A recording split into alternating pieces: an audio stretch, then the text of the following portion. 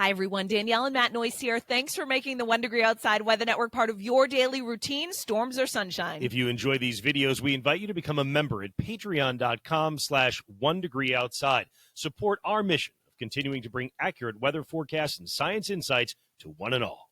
This 1 Degree Outside video is brought to you by CrackX Foundation Crack Repair and Waterproofing. 40 years of prompt and economical service to New England homeowners, builders, general contractors, home inspectors, management companies, architects, and engineers. Be sure to visit crackx.com and mention 1 Degree Outside when you make your appointment for an incredible discount.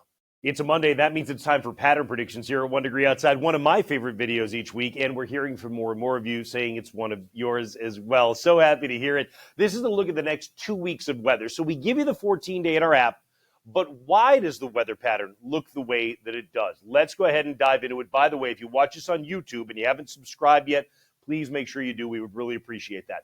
Okay, we're going to start out with 500 millibar height. I've tried to explain this multiple times, and I found the most successful way to explain it is to talk about how the colder colors represent lower heights, which basically just means colder average temperature through a big chunk of the atmosphere. Higher heights is warmer average temperature through a big chunk of the atmosphere. So take a look at what's going on as we head, let's say, to the end of this week.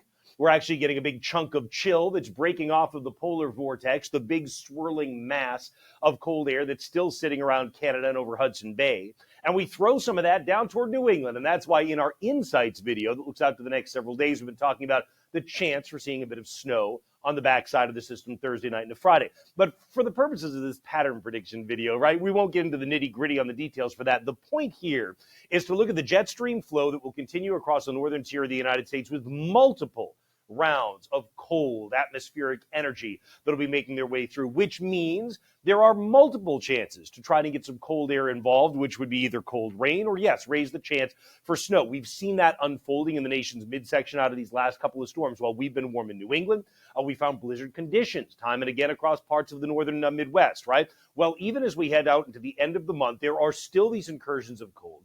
There is the chance next week that if enough gets involved, we may find some snow here at home in New England again. But the bottom line is you haven't shut the cold off. In fact, you've kind of reversed the trend that I talked about in pattern predictions over the past couple of weeks, where the cold was kind of migrating to the other side of the northern hemisphere. It's coming back now in the next 2 weeks. Take a look as we get out to the last day of March. Big cold air incursion coming through Alaska, but also big cold air incursion coming into the Great Lakes. Here's the polar vortex. Most of the cold on our side of the northern hemisphere.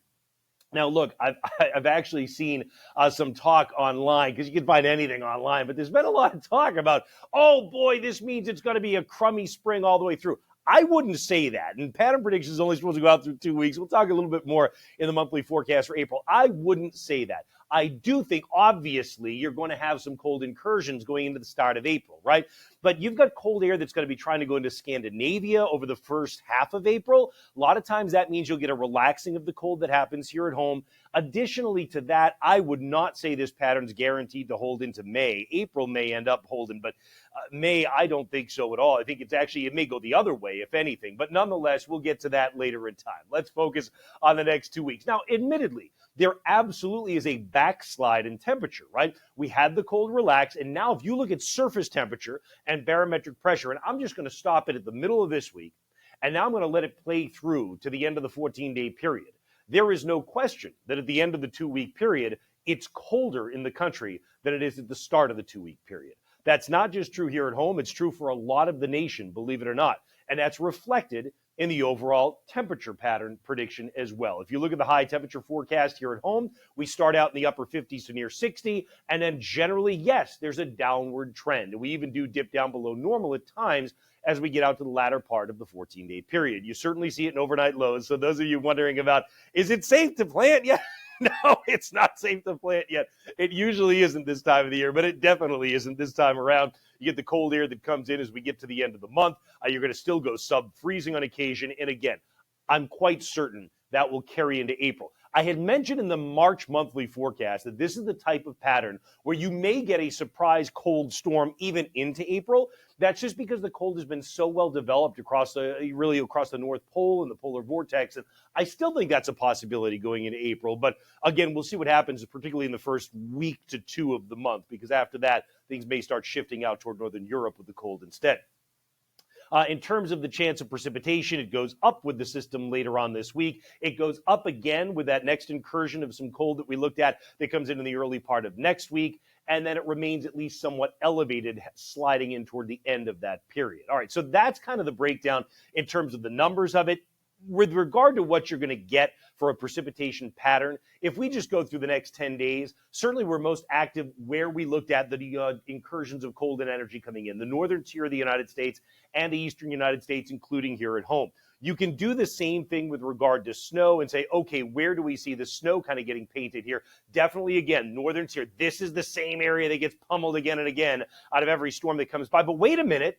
That doesn't look bad here at home. Now, normally I'll stop this in the pattern prediction and say, well, I'm not going to zoom it in because it's not going to be exactly right.